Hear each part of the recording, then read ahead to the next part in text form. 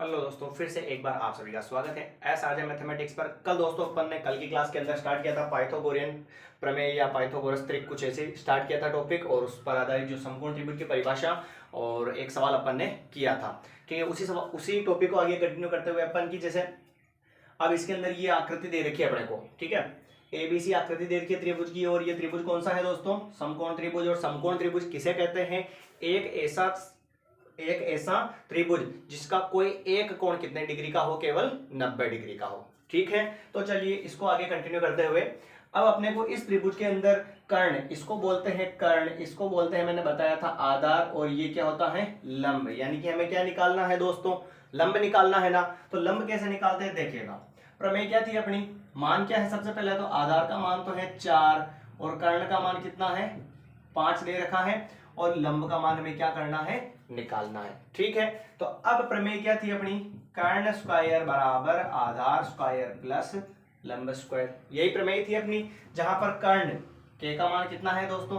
5, तो 5 का स्क्वायर बराबर आधार, आधार कितना है? 4, तो 4 का स्क्वायर प्लस लंब, और लंब कितना है निकालना अपने को, तो ये l का स्क्वायर हो जाएगा। 5 का स्क्वायर मैंने बताया था 5 की घात 2, यानी कि 5 इंटू 5 कितना हो जाएगा? 25, तो ये आ गया 25। 4 का स्क्वायर यानी कि 4 की घात 2, यानी 4 इंटू 4 कितना हो जाएगा? 16, और ये l का स्क्वायर हो गया। ठीक है, आगे बढ़ते हैं। 25, अब जरा ध्यान से देखिएगा, हमें किसका मान निकालना है? l का मान निकालना है।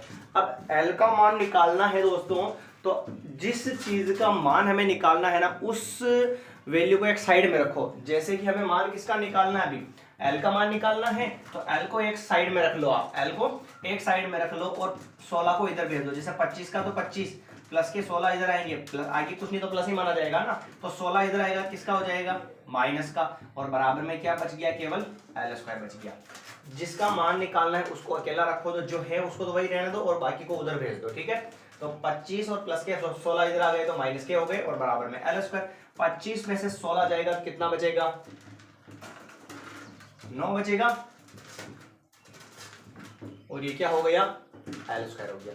ठीक है, अब कल भी अपन ने बात करी थी कि स्क्वायर को हटाने के लिए क्या लेते हैं? वर्गमूल लेते हैं। तो लीजिए, ये ले लिया अपन ने वर्गमूल, और वर्गमूल लेने पर मैंने बताया था आपको इधर भी आ जाता है अंडर रूट, और उधर भी क्या आ जाता है? अंडर रूट, और घात 2 हो तो वो अंडर रूट उससे क्या हो जाता है? कट जाता है। फिर आगे बढ़ते हैं, तो इधर 9 को क्या लिख सकता हूं मैं? 3 इंटू 3, और बराबर में कितना हो गया? केवल l हो गया। ये जोड़ा बन गया इसका 3 का, तो 2 3 है तो 1 3 बाहर आ जाएगा, और अंडर रूट क्या हो जाएगा? हट जाएगा। तो ये लीजिए सर, लंब का जो मान है वो कितना हो चुका है? 3 हो चुका है। बहुत ही आसान सवाल था, इसको एक बार अपन अच्छे से रिपीट कर लेते हैं कि इसको कैसे सोल्व किया। ठीक है, तो ये चित्र दे रखा था आपने को एबीसी, और जिसके अंदर आधार दे रखा था, कर्ण दे रखा था, लंब हमें निकालना था। तो पाइथागोरस प्रमेय लगाए, के की जगह के का मान, ए की जगह ए का मान, और ये लंब निकालना है। ये तो पता है ना आपको, कल भी बताया था अपन ने। इसको बोलते हैं एल, ये के, और ये क्या है? ए।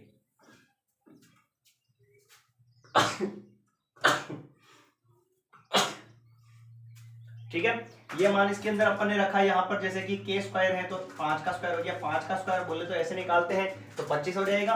ये 25 और 4 का स्क्वायर कितना हो गया? 16 प्लस l स्क्वायर। l का मान निकालना है, तो प्लस के 16 को इधर भेज दिया तो माइनस में हो गया। 25 में 16 चला गया 9, और दोनों तरफ क्या लेते हैं? वर्गमूल। वर्गमूल क्यों लेते हैं? क्योंकि घात 2 है और हमें केवल l निकालना है। इस 2 को हटाने के लिए तो वर्गमूल लिया, तो इधर भी अंडर रूट, इधर भी अंडर रूट, स्क्वायर से अंडर रूट कट गया तो केवल l बचा, और इधर 9 का गुणनखंड 3 इंटू 3 जोड़ा बन गया, तो 1 3 बाहर आ चुका है। ठीक है, इसी टाइप का एक सवाल और करते हैं, फिर उम्मीद करता हूं आपको ये अच्छे समझ में आ जाएगा। सवाल ये है, किसी त्रिभुज एबीसी में, किसी त्रिभुज एबीसी में AB बराबर 12, BC बराबर 13,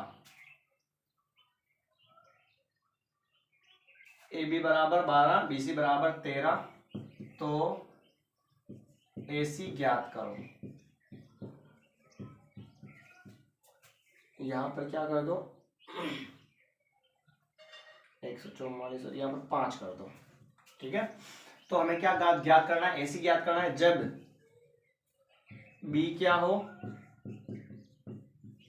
समकोण हो। सवाल को थोड़ा सा आप ध्यान से देखना।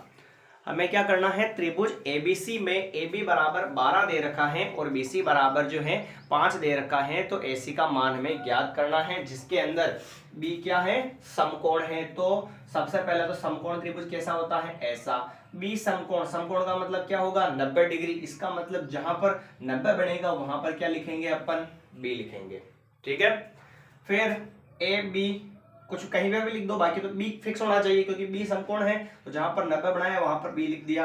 फिर यहाँ पर ए लिख दूं मैं, और यहाँ पर क्या लिख दूं मैं, सी लिख दूं, कोई दिक्कत नहीं है। आगे बढ़ते हैं। तो ए बी बराबर 12, ए बी बराबर क्या है 12, और बी सी बराबर कितना है 5। तो फिर हमें क्या निकालना है, ये वाला मान ए सी, और ए सी को क्या बोलते हैं इधर, कर्ण होगा। यानी कि आधार हमें दे रखा है और लंब भी दे रखा है, और क्या निकालना है सर, हमें के का मान निकालना है, कर्ण की वैल्यू हमें क्या करनी है, फाइंड करनी है। तो कोई दिक्कत नहीं है, बहुत ही इजी और आसान तरीके से निकल जाएगा। थोड़ा सा अपन ने क्या किया, इसको सवाल को चेंज कर दिया।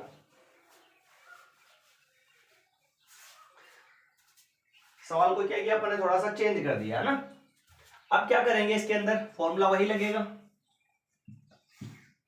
कर्ण स्क्वायर बराबर आधार स्क्वायर प्लस लंब स्क्वायर। फॉर्मूला यही रहेगा, चाहे मान किसी का भी निकालना हो। ठीक है, कर्ण का मान निकालना है, आधार का मान कितना है 5 है, तो 5 का स्क्वायर, प्लस लंब कितना है 12, तो 12 का स्क्वायर। दोस्तों मैंने बताया था कि 5 की घात 2 का मतलब 5 इंटू 5 यानी कि 25 हो जाएगा, प्लस 12 की घात 2 यानी कि 12 इंटू 12 यानी कि 144 हो जाएगा। तो के स्क्वायर बराबर क्या आ जाएगा 169। स्क्वायर आ रहा है तो दोनों तरफ क्या लोगे, वर्गमूल। तो ये ले लिया वर्गमूल, इधर भी क्या ले लिया, वर्गमूल ले लिया। इधर तो स्क्वायर से अंडर रूट कट जाएगा, तो क्या बचेगा, के बचेगा। और इधर 169 जो है ना, 169 के गुणनखंड निकालने पड़ेंगे आपको। तो आपको याद होना चाहिए कि 169 में 13 का भाग जाता है, और वो कितनी बार जाता है, 13 बार जाता है। ठीक है, तो ये आ चुके हैं 169 के गुणनखंड 13 इंटू 13, ये लिखा मैंने अंडर रूट में 13 इंटू 13।